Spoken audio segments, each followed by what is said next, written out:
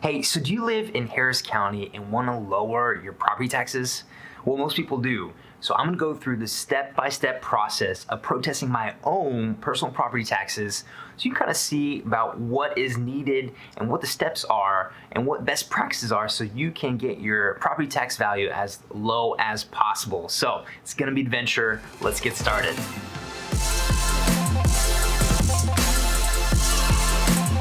So if you don't know me, my name is Paul Hollop. I'm a Houston area real estate agent, and my mission is to help families maximize their purchasing power and selling price when moving in and around the Houston area. So oftentimes when I'm representing a buyer and purchasing a home, they'll come up to me and say, hey, what's the deal? The county appraisal appraised this house that we're buying at $250 and we're under contract for $300. Hey, what gives?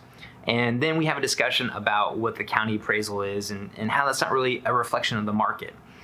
Because the county is going to give your home an evaluation based on the comparables best they can, but that doesn't necessarily reflect accurate market value because they don't know what's inside your home or the condition. So it's the county's best estimation of what your home is worth. So in hot markets, that number is actually low many times. And in slower markets, that number can actually be high. So it's great to always, every year, if you want to get a lower property tax, to protest it. Okay, so there are 3 different ways that you can protest your taxes. 1 is a written protest. 2 is the iFile online protest. And 3 is to hire a company to go ahead and protest your taxes for you.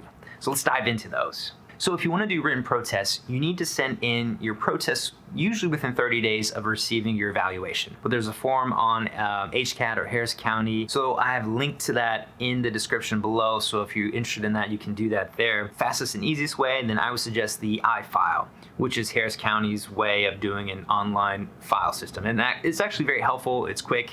And it's great. Go on to hcad.org and you go into find the iFile and you'll submit the information that you got on your appraisal notice.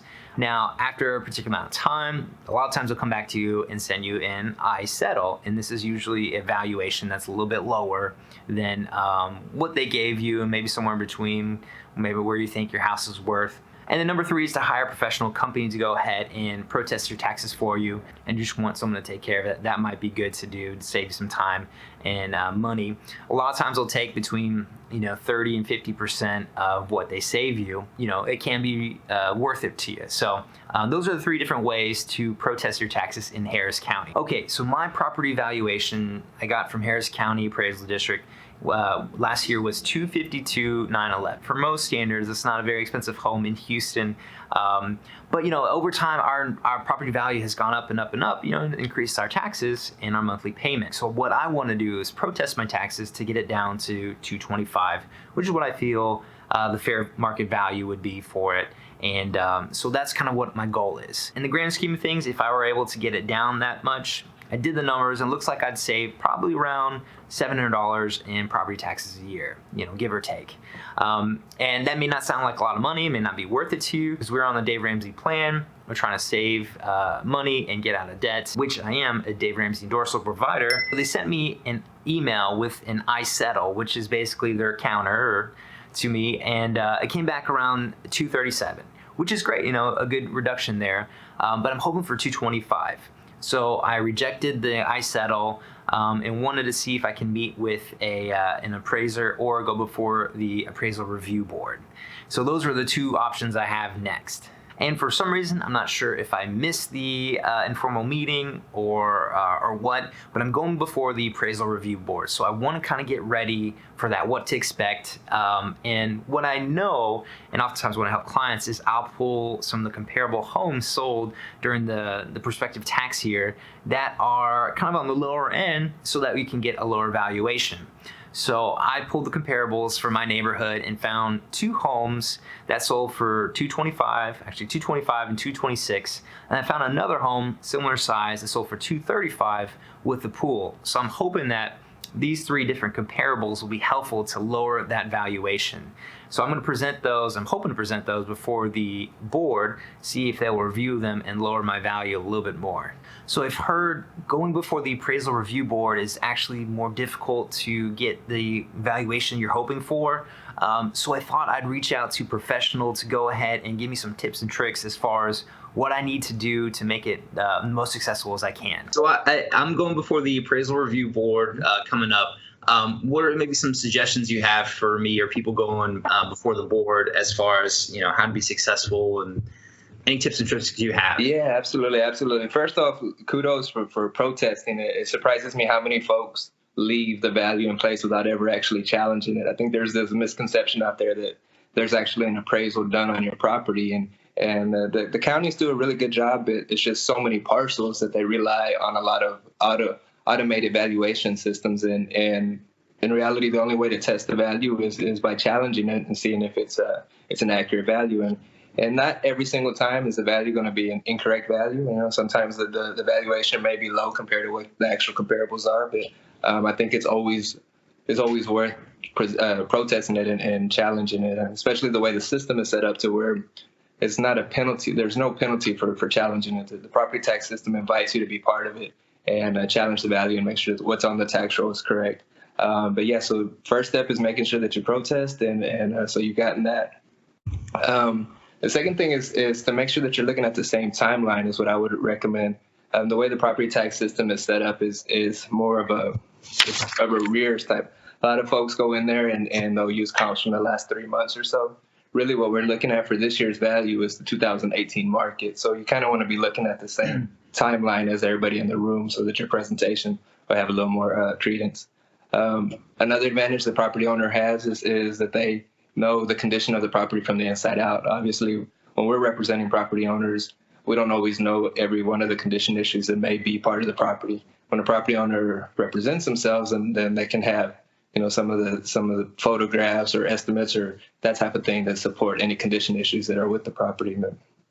So that would be the two main things: is make sure you're looking at the right timeline. I would pull comps from, like yourself having access to comparables. I would pull from January 1st up until probably about March of 2019. That's the timeline that I would look at, and just make sure that you have your estimates and any pictures of condition issues.